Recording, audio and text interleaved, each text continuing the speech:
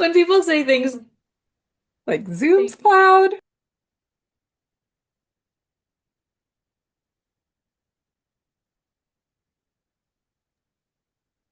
All right.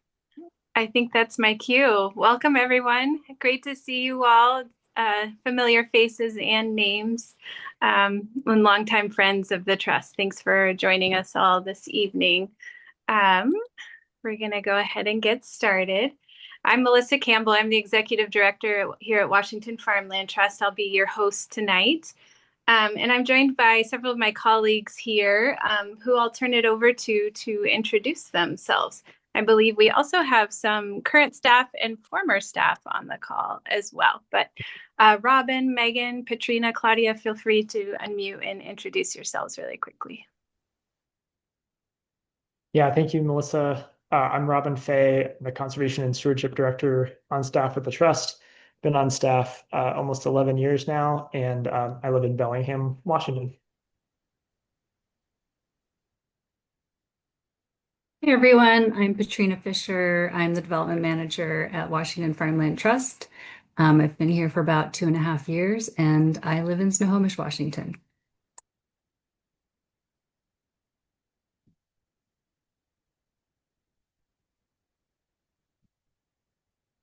Hi everyone, I'm Claudia. I'm the Director of Development. I've been with the Trust for a little over 4 years.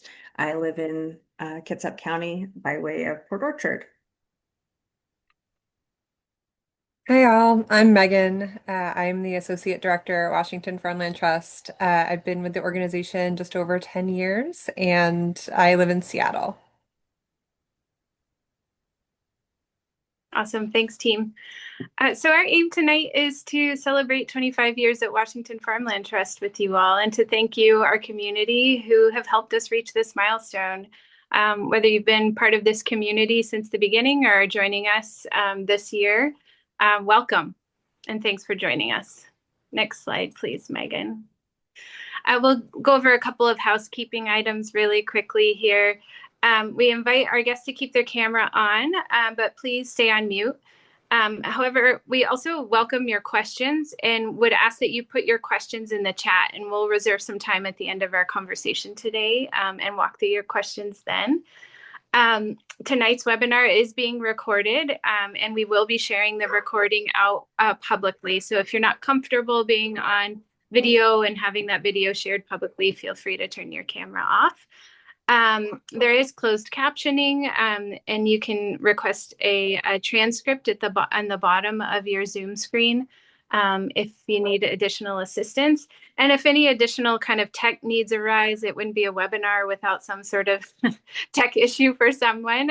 Feel free to direct message Claudia here on our team. And you can also reach her email if you're not having luck on Zoom. It's clewis@wafarmlandtrust.org.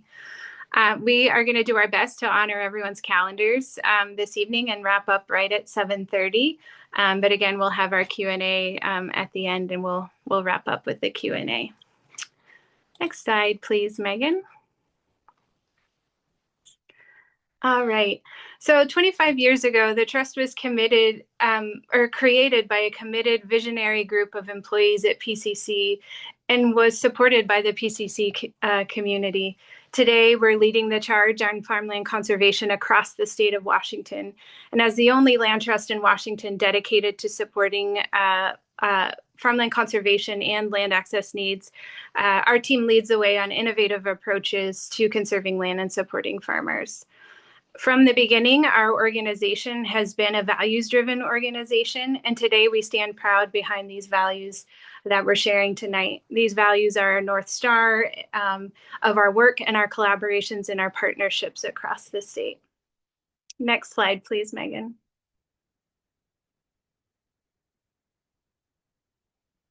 Ooh, okay. Can y'all hear me okay? Okay, thanks for confirming.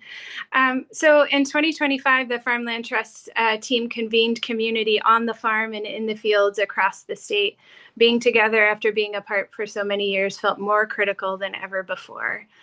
To that end, our team showed up and led more than 20 community events across the region, from farm tours, U-Pick experiences, and harvest festivals. In addition, we stepped in to support displaced veteran farmers who lost their land somewhat abruptly, and as well as supported a food bank farm here in King County called Elk Run Farm. Our Farm to Farmer team continues to expand their service area into Eastern Washington and beyond, and providing direct support to farmers, landowners, and farmer collectives.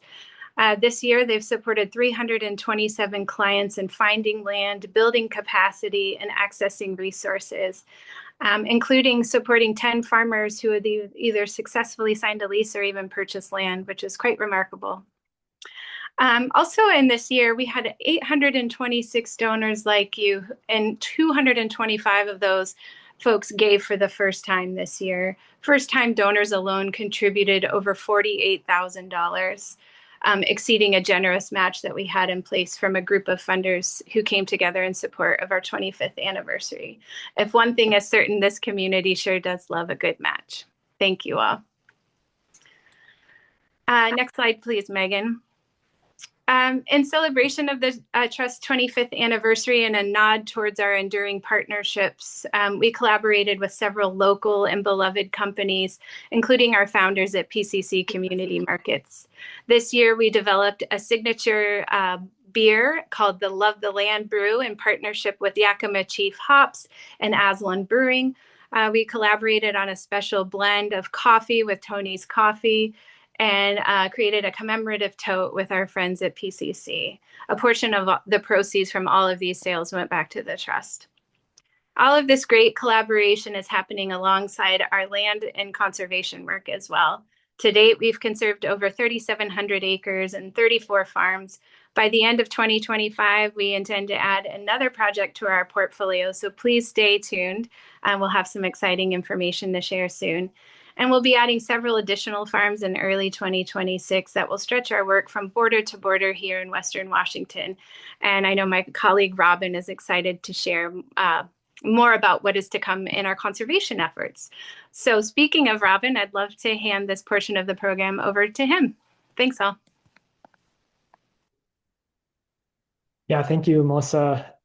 And thanks to everyone joining the call this evening for your time and for your continued support of our work. As we are celebrating this inflection point around our 25th anniversary, I wanted to share some of the drivers of our work over the past 5 to 7 years, some of the lessons learned along the way, and hopefully a bit of a look ahead at where we're going into the future, hoping, I think, to illuminate some of the thinking that goes on at the staff level behind some of the projects and stories that you see featured in our communications. For starters, I wanted to share this map to ground us in where our work fits into conservation work around the state. This map, which is from the Washington Association of Land Trusts, shows the service areas of the 30 plus land trusts operating all around Washington. As you can see, it's quite a patchwork, and given this overlapping patchwork of different conservation efforts, many communities have a dedicated land trust, but one that doesn't focus on farmland conservation necessarily. And then there are a host of statewide organizations like us, each with their own priorities. Washington Farmland Trust, as Melissa mentioned, is the only land trust in Washington focused exclusively on farmland conservation. And as such, our goal has always been to bring capacity to do farmland conservation work to high priority agricultural communities that don't have a dedicated local land trust doing farmland conservation. Just as an example of how this can play out, Skagit County, as many of you likely know, has a lot of high priority farmland. It's not a place we've ever done land conservation work, although we do work there through our Farm to Farmer program, because there are already several local organizations focused on farmland conservation there. Sort of in contrast to that, Snohomish County, just to the south of Skagit, also has a lot of high priority farmland and doesn't have any local land trust working in Snohomish County. So that's a place where we have shown up quite a bit. Next slide, please.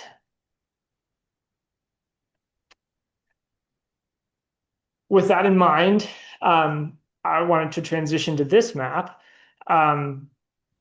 We, about 7 years ago, did some long-range conservation planning work, which some of you may remember or even have been involved in, incorporating both environmental qualities like soil and climate, but also feedback from dozens of partner organizations and resource conservation practitioners all around the state.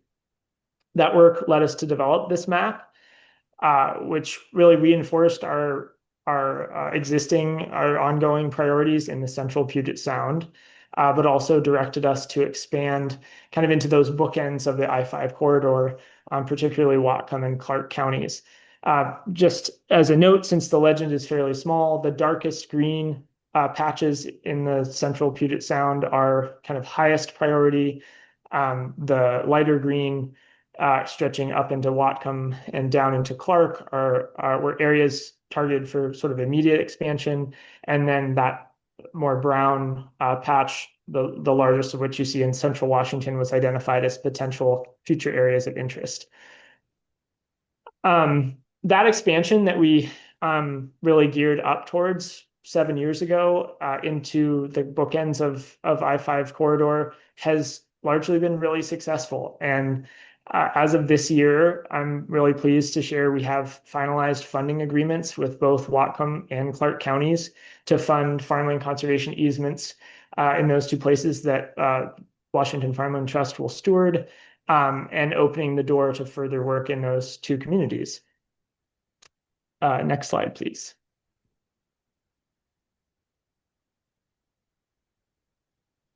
Over the past 7+ years, we've also been trialing a strategy called Buy, Protect, Sell.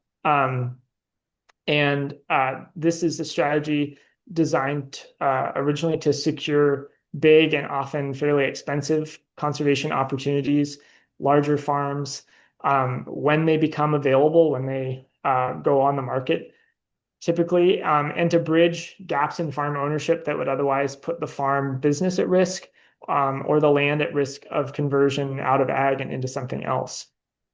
This is where the land trust buys the farm outright, then works after the fact to put a conservation easement in place, and then sells it to a farmer with that conservation easement in place, so that the land ends up back in private ownership with a farmer, but is permanently protected as farmland by that conservation easement. Some examples of this style of project, this strategy at work, were the Torres dairy property, Torres project last year in 2024, the Centralia 43 project, which, the Torres project was in Grays Harbor County, is roughly 300 acres. Centralia 43 was a 43-acre property in Lewis County, and Reiner Farm, which started back in 2018 and then wrapped up last year, was a 260-acre property in Snohomish County. Those projects you may have heard us talking about over the last years were all examples of this strategy, trying to secure a farm when it became available, or when it was threatened, and then eventually return it back into private ownership. A classic example of this opportunity, is when a farmer is leasing land and the landowner either passes away without a successor in place or needs to sell the property on a relatively short notice. The farmer leasing that land may not be able to come up with the capital fast enough to meet the needs of the seller. And they also may just not be able to compete with other buyers if the property goes on the market. This is an opportunity for us as the land trust to step in and as a buyer and secure the property, ensuring the farmer can stay on that property, not disrupt their farming operation, and then sell it to that farmer once an easement has been placed on the property to make sure that it stays farmland forever. What has become, I think, increasingly clear is that there is also a tremendous demand to use buy, protect, sell as a strategy to facilitate land access for people who have are not currently able to farm a piece of land, not able to access farmland, and even potentially more affordable land ownership for producers who are priced out of the real estate market and or have faced systemic barriers to equitable land access. That outcome of creating a land access opportunity for someone who needs it has been a part of the projects we've done in the past.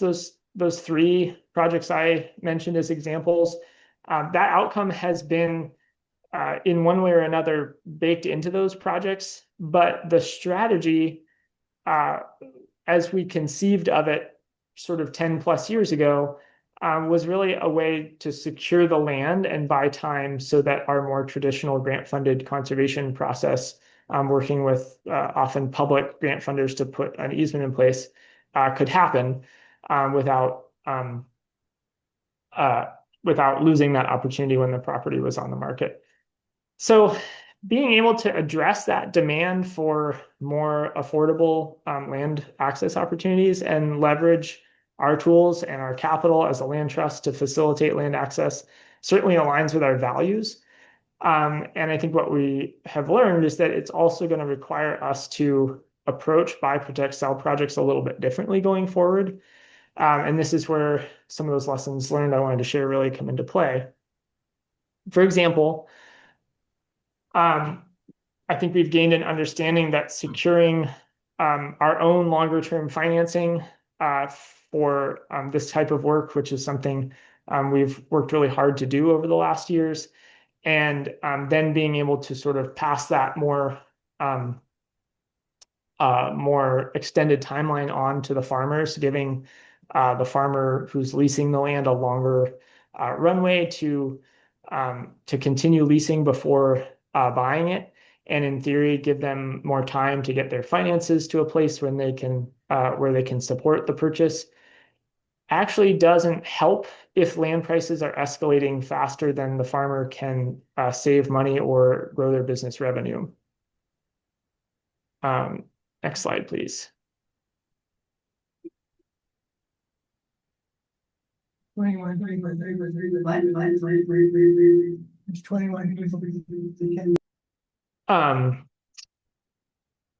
So where does that leave us? Where do we go from here? Well, I guess for starters, as Melissa alluded to, we have a lot of projects coming down the pike. We have 6 projects scheduled to close next year in 2026, totaling roughly 427 new acres conserved and spanning across 5 counties: Whatcom, Lewis, Pierce, King, and Snohomish. That is really just to say, while I think these lessons learned are causing us to evolve our work or how we approach some of these projects, they have not slowed us down. We've learned that buy, protect, sell is a powerful tool, but does come with significant costs, both costs of capital and definitely staff capacity to manage a larger portfolio of land that the trust actually owns and is responsible for. And all the challenges that come with being a mission-driven landlord. And I say that specifically because I think we, like many landlords, rely on the lease revenue that we bring in to support our ownership of that land. And also, clearly are aligned with the farmers' needs as part of our mission, and really see their success and their viability as a business as part of our mission as well. And so that's can be a delicate balance to strike, I think. We've learned that we need to seek out projects and be really intentional in how we design projects if we want to achieve land access or affordability outcomes. That's, I think, been a big lesson learned, that we cannot count on those outcomes to just happen automatically when we take on this kind of work, that we really need to ensure that we're picking projects that will lead us to those outcomes and will facilitate an affordable land access opportunity if that's the goal. In terms of our geographic expansion, I think we know that there is a really strong need for more farmland conservation work all over the state. We hear that really regularly from people in communities all around the state. And we also know that the specific needs and priorities are going to vary by region quite a bit. I think we know that we cannot expand geographically the way we have into Clark and Whatcom counties without dedicated local funding. One thing those two counties have in common is they both have dedicated local county funds that they've raised to support farmland conservation work specifically. With those funds, they were able to then reach out to us as a land trust partner and say, we'd like to work with you to help us spend these dollars and implement our farmland conservation goals. I think a lot of other counties who would want to work with us in that way, but don't have a dedicated local funding source, and that makes that a lot more challenging. That said, it doesn't mean we can't expand our impact.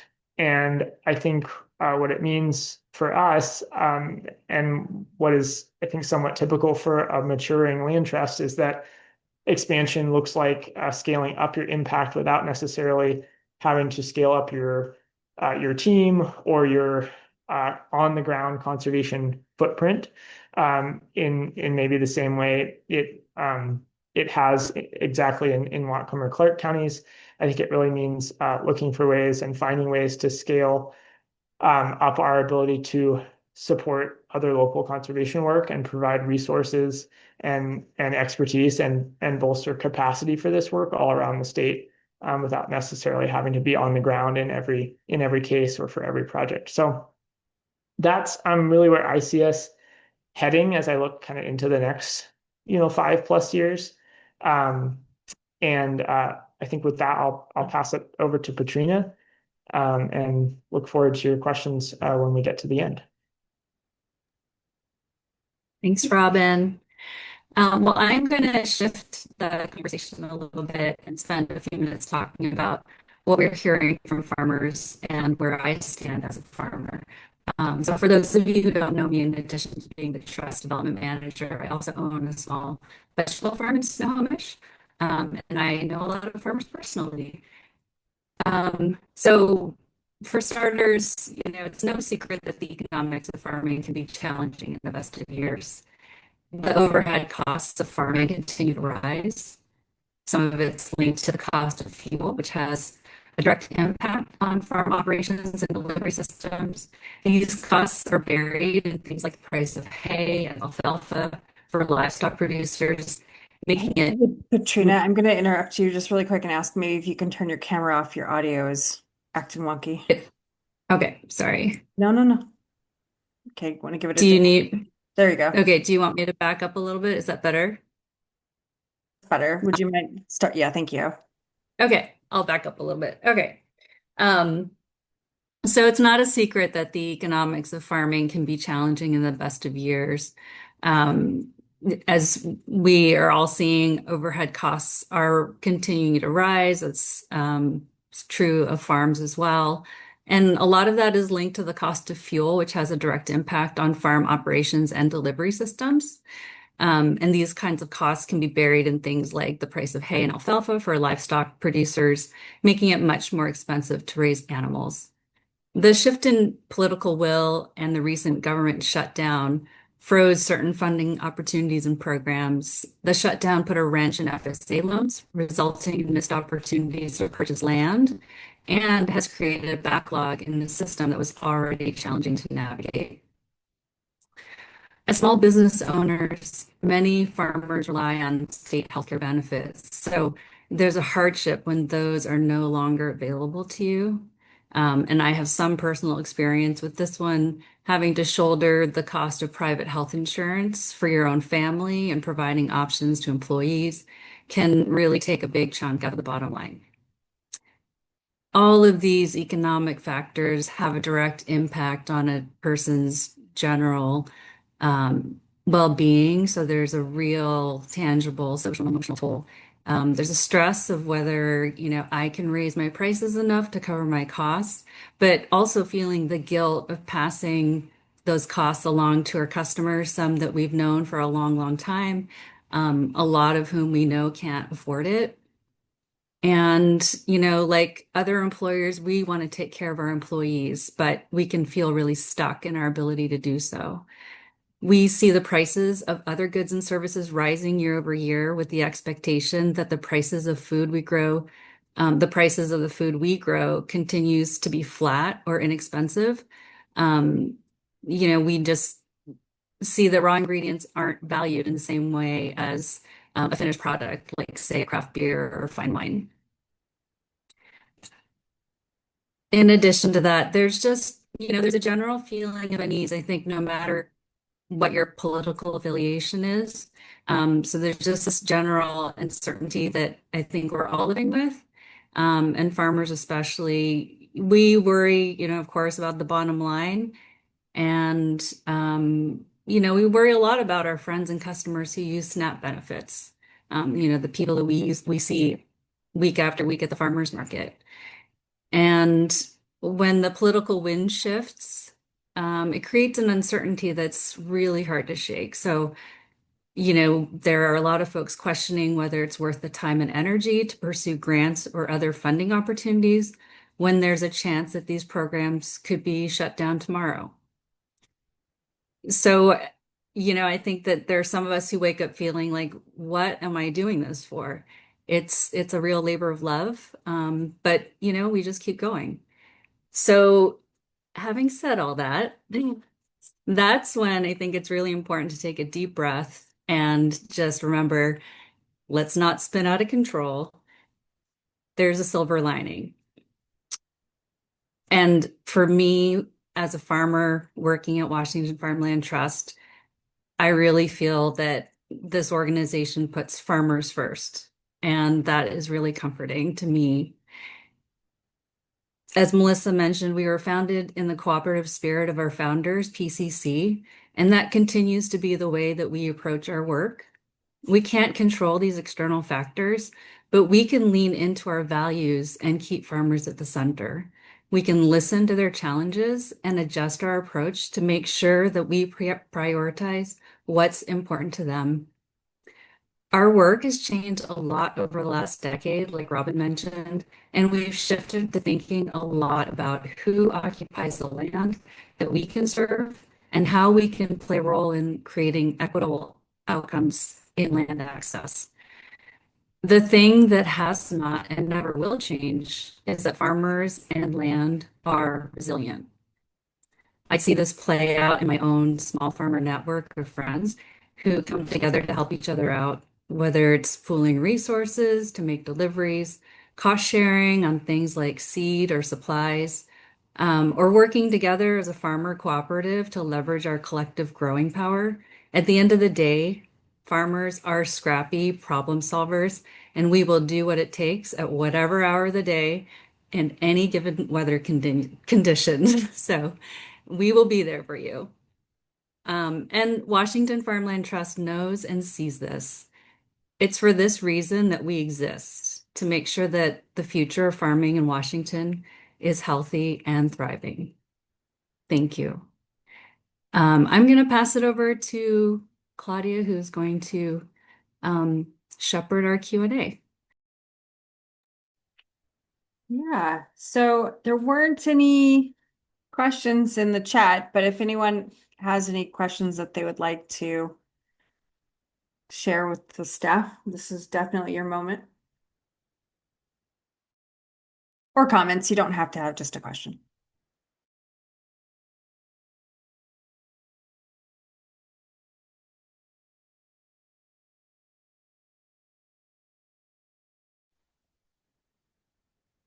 First question is, where does the majority of funding come from?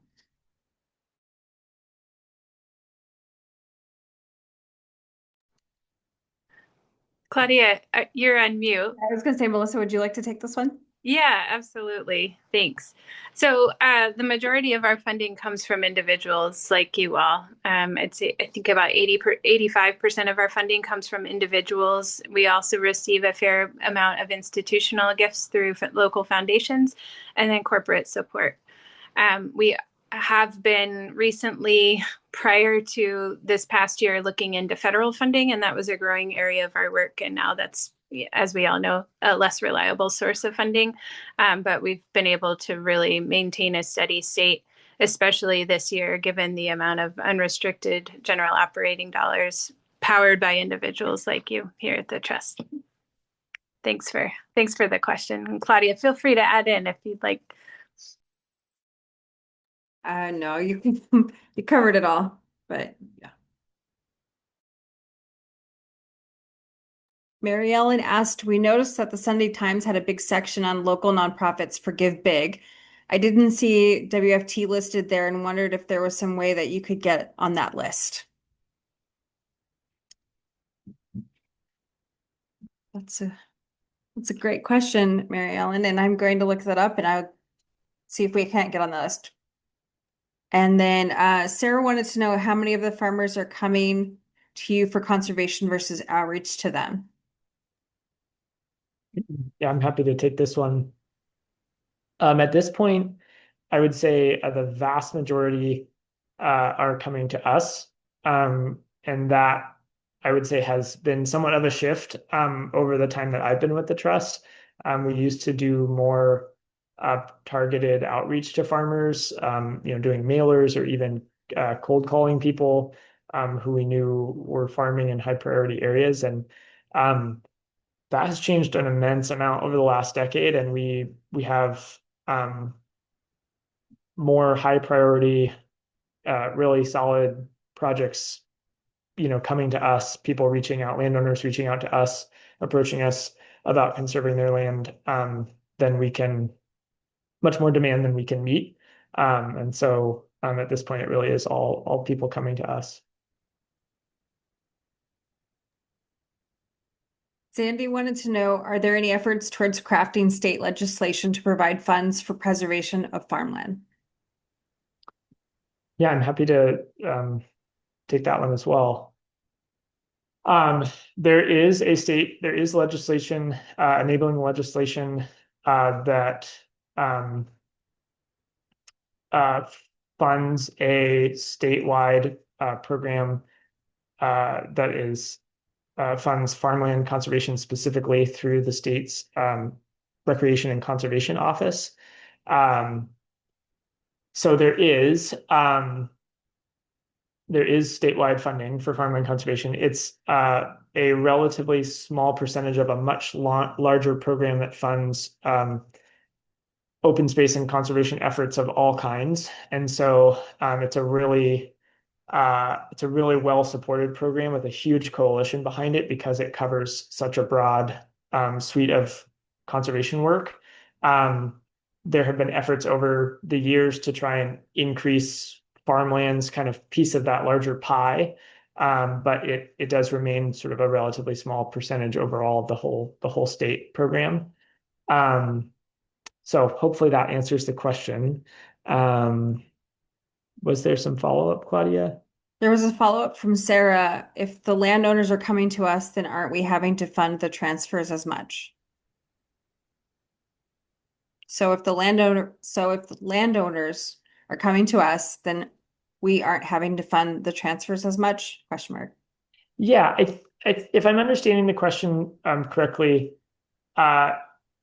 it's true that with so many people reaching out to us, there is in some ways less need for the trust to step in as a buyer if they're reaching out to us directly to just conserve their property with an easement. I think we also hear from a lot of people who are facing that situation where they're going to lose the opportunity to farm where they're farming because a property is being put up for sale and it's going to get sold out from under them. And so the easiest thing for the trust would be to only work with existing landowners and only do conservation easements. That's kind of the bread and butter land trust tool, the most basic kind of solid, reliable route. But it wouldn't necessarily move the needle on trying to create opportunity for new.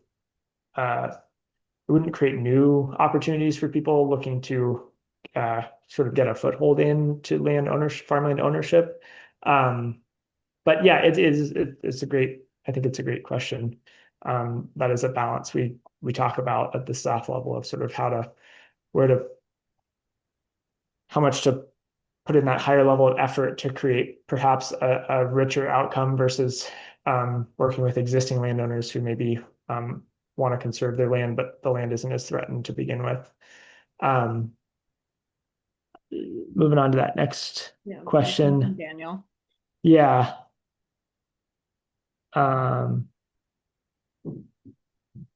Yes, I think I can answer this one as well. I think we started quite a long time ago, 10 plus years ago, with the assumption that the longer you could give someone who was leasing land to purchase it, the more time they had, the more ready they would become. And that has just not really proven out over time, particularly given the way land prices have escalated over the last 10 plus years. I think we're almost finding the opposite, that the longer someone waits to buy and continues leasing, and the more that land appreciates in value, the harder it's going to be for them to purchase it eventually. And so we've sort of begun looking for ways to try and shorten that sort of project life cycle, and also potentially find properties that aren't so expensive to begin with. Some of the buy, protect, sell projects we've done have started with a $2 to $3 million price tag, and so even after it's conserved and that has sort of suppressed the value a certain amount, 5 years later that land has continued to appreciate, and it's not going to be affordable to the vast majority of farmers. And oftentimes we took those projects on because they were really important conservation opportunities and had really big wins associated with the amount of acreage conserved and the impact they had on preserving a local community's sort of farm viability. But there's obviously trade-offs associated. Hopefully that helps answer that one. Richard asks, Richard says, Patrina mentioned the challenges farmers face. Are there initiatives to support farmers with helping collaboration, giving information, or other activities? So I guess that's kind of a group question there.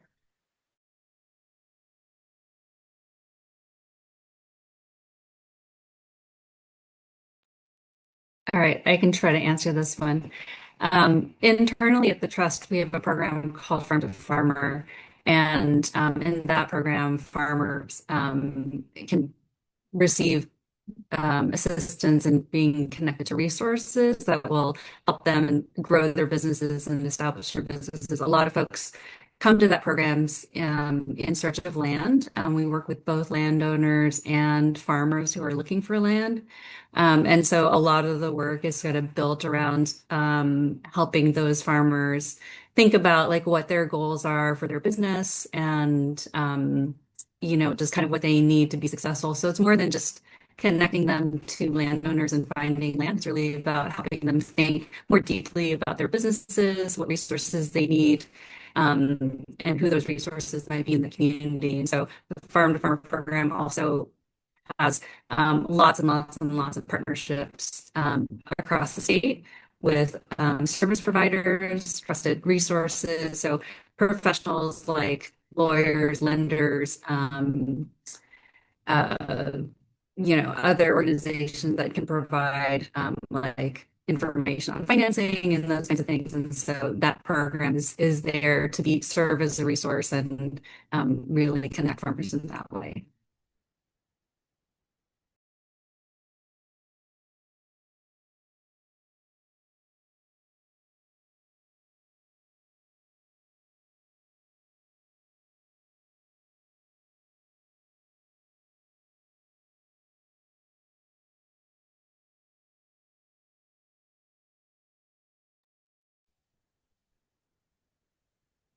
Okay, looks like maybe we can just give it a few more seconds in case someone's digesting how to ask a question. I usually need a moment.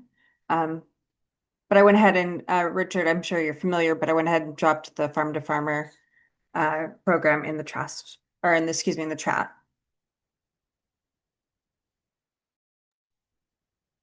I've got another question. Let's go, Daniel. Oh, it's really dark. I'm walking around outside right now. Um, I was wondering for anybody who has the knowledge, here we go. You guys can see me maybe a little bit. There's a street light. Whether or what the like primary reservations from landowners that you hear for either the general easement or for the buy protect sell strategy. Like what are the main reasons people say no thanks, landowners specifically?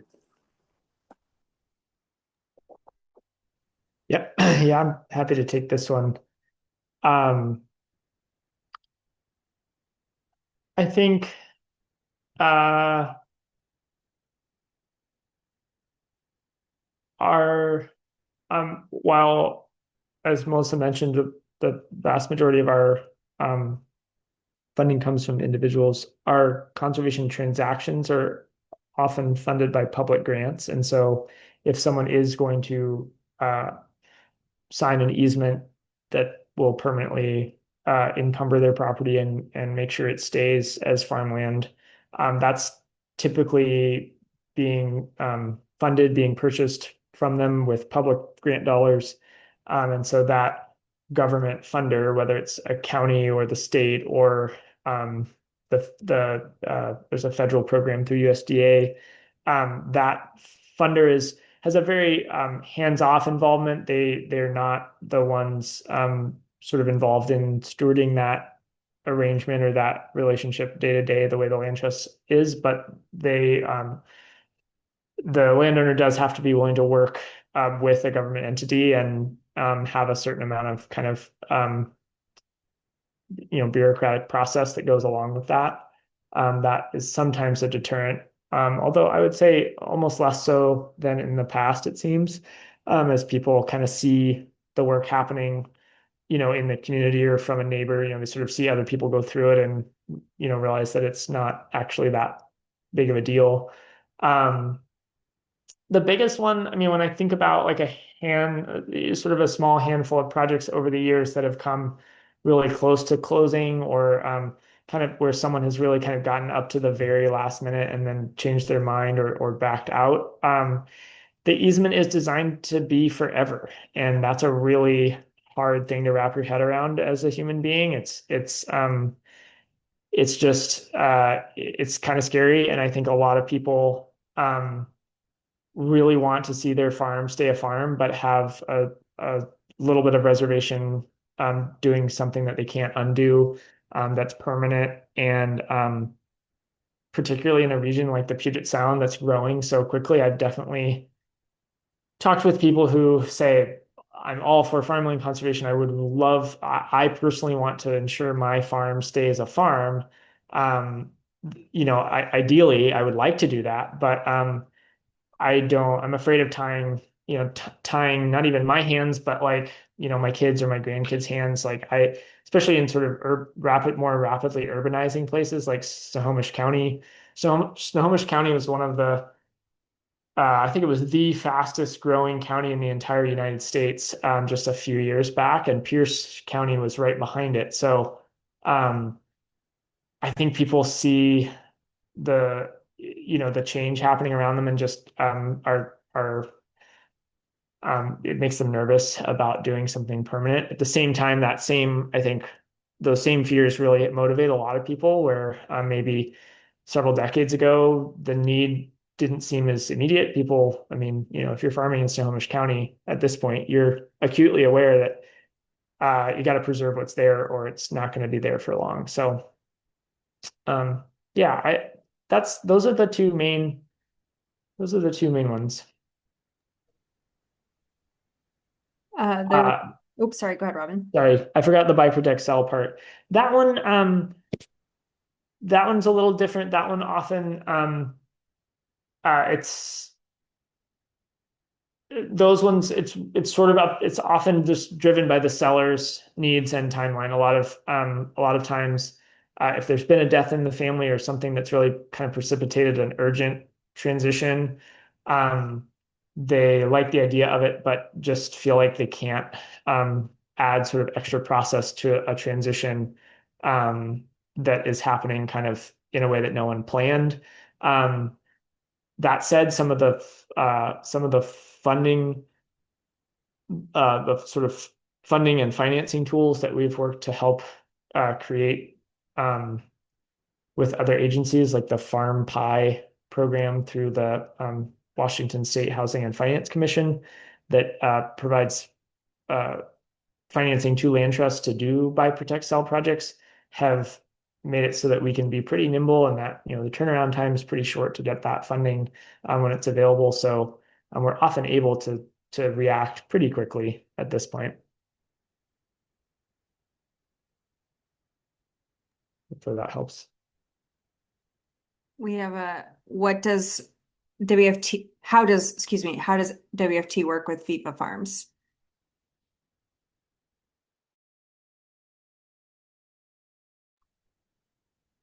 Melissa, would you like to take that one, or? Yeah, absolutely.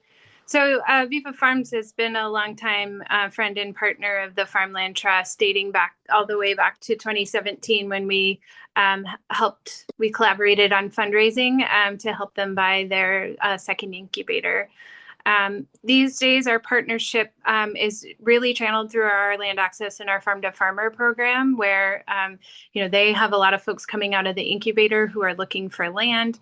We have a website and a database of folks who have land. So we really less so on the real estate and the conservation side, more on the supporting folks looking for land. And that's where our missions really come together these days. Yeah, thanks for the question.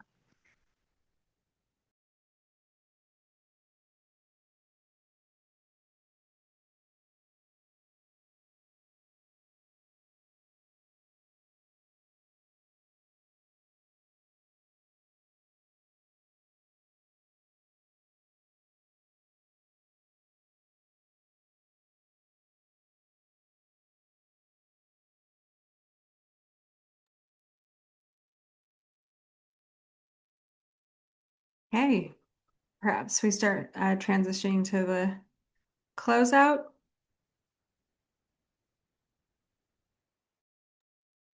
Thanks, Claudia. We just wanted to close with a thank you. The past 25 years for the Farmland Trust have been remarkable and have included many watershed moments for our organization and a significant amount of organizational evolution. And we would not be here if it weren't for individuals like you who have been standing with us and walking every step of the way over those 25 years. So thank you for that. And tonight we invite you, if you have the capacity, to make a gift to support the trust in our next 25 years of work. And we look forward to seeing you on the farm or in the field in the coming year. Thank you all.